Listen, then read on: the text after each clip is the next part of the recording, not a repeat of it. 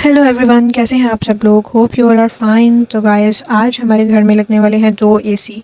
तो आज का जो मेरा पूरा व्लॉग है उसमें मैं आपको एसी के बारे में बताऊंगी कि हमने कौन सा वाला इन्वर्टर हमने लगवाए हैं और कौन से ब्रांड के लगवाए हैं और कहाँ लगवाए हैं, क्यों लगवाए हैं, उसकी फ़िटिंग जो है वो किस तरह से हुई है, उस पे हमें कितना जो है चार्ज उन्होंने कितना किया है फ़िटिंग करने वालों ने, और जो एसी जो हमने ख़रीदे हैं वो कितने के हैं, मतलब कि उनकी जो प्राइस है वो कितनी है, ओरिजिनल हमें कितना डिस्काउंट मिला है और हमने कहाँ से ख़रीदे हैं, और डिफरेंस बिटवीन सिंपल एसी और जो इन्वर्टर वगैरह होते हैं उनमें क्या डिफरेंस है दोनों में। तो ये सब कुछ आपको आज मेरी वीडियो में देखने को मिलेगा। सबसे पहले इनकी प्राइसेस की बात कर लेते हैं। तो प्राइस यार डॉलर्स वाला जो था वो 1 टन का एसी था और ये 1,19,000 इसकी प्राइस थी और 1,18,000 का उन्होंने हमें दिया था। 1000 रुपये का डिस्काउंट दिया था वो भी ना ही देते तो क्या था। तो अच्छा, इसका मॉडल जो था वो था स्पिंटर डॉलन स्पिंटर X15 स्प्लिट इन्वर्टर। यस, ये था एसी का जो पूरा एक टाइटल मैं आपको बता रही हूँ। ये जो नीचे वाला लगा ना एसी 1 टन का, ये उसका पूरा सिस्टम है, ठीक है। इसके बाद मैं आपको ऊपर वाले एसी का बता देती हूँ कि यार वो ग्री वाला जो एसी था ना वो 1.5 टन का है, 1.5 टन का। टर्बो कूलर प्लस इसका नाम था। ये 1,71,000 का था। अच्छा, मैं अभी आपको बताती हूँ कि इन्वर्टर वर्सेस नॉन इन्वर्टर में डिफ़रेंस क्या है। तो जो जैसे पुराने एसी आप समझ लें, अगर किसी के घर पुराना एसी है तो उसकी मैं आपको एक मिसाल देती हूँ कि जैसे आप साइकिल को चलाते जा रहे हैं और एक स्पीड ब्रेकर आया, वहाँ पे आपने रोकी है और फिर आपको दोबारा उसी ही स्पीड में वापस जाना है और आपकी उतनी ही एनर्जी वेस्ट होगी, और दोबारा वहाँ पे स्पीड ब्रेकर्स आए जा रहे हैं और आप वहाँ पे जो है अपनी साइकिल रोक के दोबारा फिर से उसी स्पीड में जाते हैं जिस स्पीड में आप शुरू में थे, जिस स्पीड में आपने पहले सोचा था कि यार मैं इतनी ज़्यादा स्पीड में चलाऊंगा साइकिल। तो वो जो स्पीड होती है ना, उसको अचीव करने के लिए आपको काफ़ी टाइम, मतलब काफ़ी एनर्जी रिक्वायर्ड होती है। इसी तरह से हमारा एसी भी है कि उसका टेम्परेचर अगर आप सेट करते हैं 25 डिग्री 24 डिग्री, तो वो टेम्परेचर को अचीव करने के लिए जो कंप्रेसर है वहाँ तक तो चलता है, तो फिर वो कंप्रेसर चल के उस जब टेम्परेचर को अचीव कर लेगा और वो फिर वो कंप्रेसर जो है बंद हो जाएगा, और बंद होने के बाद जब वो थोड़ी देर के बाद दोबारा स्टार्ट होगा और उतनी ही एनर्जी लेगा, तो उतना ही जो आपका लोड है वो आपके मीटर पे पड़ेगा और उतना ही ज़्यादा आपको बिल आएगा। तो ये होगी बात हमारे जो पुराने एसी हैं उनकी। और जो इन्वर्टर टाइप एसी हैं उनका ये होता है कि उनका कंप्रेसर एकदम से बंद नहीं हो जाता। उनका कंप्रेसर जो है 15% 10% चलता ही रहता है, चाहे लाइट चले लेकिन वो चलता ही रहता है। तो इसलिए वो जो बिजली का लोड होता है वो ज़्यादा मीटर पे नहीं पड़ता। और अच्छा, ऊपर वाले फ्लोर और नीचे वाले फ्लोर पे भी बड़ा फ़र्क होता है। जो नीचे वाला फ्लोर होता है वो वैसे ही ठंडा रहता है और इसलिए नीचे वाले फ्लोर पे है ना इतनी खास कोई एसी की ज़रूरत नहीं होती, लेकिन फिर भी लगा लेना चाहिए। जैसे कोई मेहमान वगैरह आए हैं, ज़्यादा लोग हो गए हैं, हबस हो गई है, तो फिर एसी ज़्यादा अच्छा मतलब काम दे जाता है। अच्छा, नीचे मैंने जिस दिन से ये लगवाया है ना उस दिन से मैं अब तक अगर आपको हिसाब लगा के बताऊँ कितने डेज़ हो गए होंगे, 6-7 डेज़ हो गए होंगे।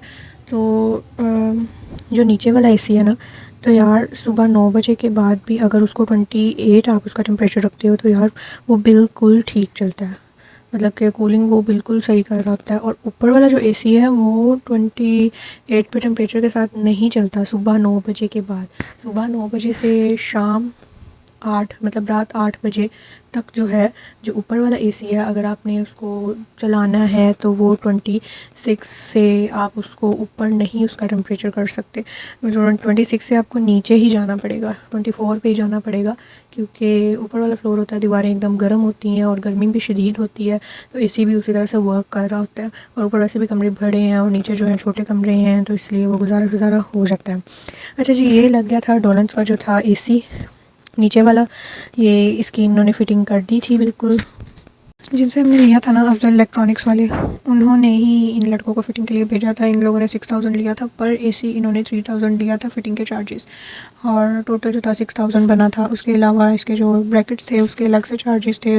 ब्रैकेट्स जो थे वो 2500 के थे और इसका जो पाइप था, वाटर पाइप जो है वो 350 का आया था। ये इसके टोटल जो थे चार्जेस बने थे। और इसके बाद मैं आपको अभी ऊपर वाला भी एसी दिखाती हूँ। ये इसकी पूरी फ़िटिंग हो चुकी है, सब कुछ लग गया है, A to Z काम हो चुका है। अभी इसको ऑन शॉन करके चेक करेंगे। तो इसके बाद अभी मैं आपको ऊपर वाला एसी दिखाती हूँ। ये रहा हमारा ऊपर वाला जो एसी का आउटडोर है और ये जो है एसी है। गर्मी बहुत ज़्यादा थी यार, वीडियो बनाने को दिल नहीं कर रहा था, लेकिन फिर भी आप लोगों के लिए वीडियो बना ली मैंने कि मैं आपको सब कुछ बताऊंगी। वैसे आप नॉर्मल मिडिल क्लास फैमिलीज़ में ही देख लें कि किस तरह से होता है सिस्टम के, जैसे एक एसी लगा हो तो कोशिश होती है कि यार सारी फैमिली वहीं पे बैठ जाए, वहीं पे ही इतना ज़्यादा बिल ना आए। तो हम लोग भी मोस्टली ऐसे ही करते हैं, जैसे एक जगह पे कोई बैठा है एसी लगा के, तो कोशिश होती है कि यार वहीं पे सारे जुड़ के बैठ जाए, घर में चाहे जितने मर्जी एसी हो। एक तो ये होता है कि जब आप साथ मिल के बैठते हैं तो वो कितनी बातें आप लोग साथ फैमिली के साथ शेयर कर लेते हैं, गपशप हो जाती है, दिल हल्का हो जाता है, इधर उधर की बातें हो जाती हैं। तो बस ऐसे ही ना कि एक कह लें कि एक जो यूनिटी है ना वो आती है, कि ऐसे मज़ा नहीं है कि आप ना अलग अलग रूम्स में बैठे रहें। हाँ, रात को तो एक चलो मजबूरी होती है कि चलो अपने अपने रूम में सो गए, वो एक मजबूरी है सोना, लेकिन उसके अलावा दोपहर हो शाम हो आप कोशिश करें कि यार अगर एक जगह पे एसी लगा है तो आप उधर ही मिलजुल के सारे बैठ जाएं। बशर्ते कि जो लगा के बैठा हुआ है उसका पेपर ना हो, वो अपने काम ना कर रहा हो ऑफिस का, और वो ऑनलाइन ना हो, मतलब कि सब वर्क फ्रॉम होम करते हैं ना, इस तरह से होता है ना सिस्टम। अच्छा, ये जो एसी पे जो है ना वो लपेट रहे थे, इन एसी का जो वाटर पाइप है ना उस पर सारी टेप लपेट रहे थे। ये हर एसी के वाटर पाइप पे टेप जो है इस तरह से लपेटी जाती है ताकि इसकी जो सेफ्टी है ना वो रहे, ये ज़्यादा देर तक निकाले, मतलब ज़्यादा टाइम निकाले। अच्छा, आप लोगों ने अगर एसी जैसे आप लगवाते हैं तो कोशिश करें कि एसी की डायरेक्ट हवा ना लें। पहली तो बात ये है कि आपकी ऐसे वो हड्डियों में जो है ना एसी की हवा घुस जाती है, भाई आर्थराइटिस हो जाता है। आजकल लोगों को आर्थराइटिस का वैसे ही बड़ा ज़्यादा इशू हो रहा है, क्योंकि डाइट वगैरह पहले इतनी कोई ख़ास नहीं है। तो आपने ज़रूर जोड़ों के मसले करवाने हैं, हड्डियों के मसले करवाने हैं, तो इसलिए एसी की डायरेक्ट कभी भी ना हवा लें। जब भी चलाएँ कोशिश करें आपका नया एसी है 27 पे चलाएँ, पुराना एसी है 27 पे 26 पे चलाएँ। एक टेम्परेचर जो है उसका रख लें। अच्छा, अगर कमरे में ज़्यादा लोग हैं, जैसे फैमिली में कमरे में 6-7 लोग अगर सो जाते हैं, तो फिर तो आई थिंक के 20 तो करना ही पड़ेगा भाई, फिर 20 तक आपको जाना ही पड़ेगा, 20-18 तक जाना ही पड़ेगा, क्योंकि पूरी रात निकालनी होती है, पूरा दिन निकालना होता है, तो फिर वो एक अलग सा सिस्टम बन जाता है। लेकिन हाँ, अगर आप 1-2 लोग हैं कमरे में, 2-3 लोग हैं कमरे में, तो आप इस तरह से मैनेज कर सकते हैं कि आप 27 पे एसी कर दें और लाइट से साथ में कोई फ़ैन चला दें ताकि उसकी आपको डायरेक्ट हवा ना लगे। अच्छा जी, ये लग गया आउटडोर। आउटडोर आप कोशिश करें कि एक एसी का जैसे आउटडोर आपने बाहर की तरफ लगवाया, दूसरे एसी का आप अंदर की तरफ लगवा लें। ये हमारा वॉशिंग एरिया था जहाँ पे हमने आउटडोर लगवाया, क्योंकि फिर जो मीटर चेक करने वाले आते हैं ना, वो बिजली का बिल देख के इतना बढ़ाते हैं, और घर कितना बड़ा 4-5 एसी लगे हुए हैं, चलो जी इनको बिल डालो। ऐसे भी कुछ सिस्टम होता है। तो यार ग्री का एसी बेस्ट एसी है, क्योंकि मेरे मायके में भी पापा वालों के घर भी जितने भी एसी हैं वो सारे ग्री के ही हैं, तो चाची वालों के घर जैसे सब उधर एसी जो है ना ग्री के हैं। तो इसलिए एक्सपीरियंस है यार, पता है कि ये चीज़ अच्छी है, तो बंदा वही चीज़ लेना जो आपको सूट करती है, जो अच्छी है, जिसकी सर्विस ज़्यादा ना करवानी पड़े, जिनके ऊपर पैसे ज़्यादा ना लगे। 8-8 साल हो गए हैं जब वो नया लिया था, तब का वो इतना अच्छा चल रहा है। तो ग्री का तो लगवाने का तो हमारा यही मकसद था।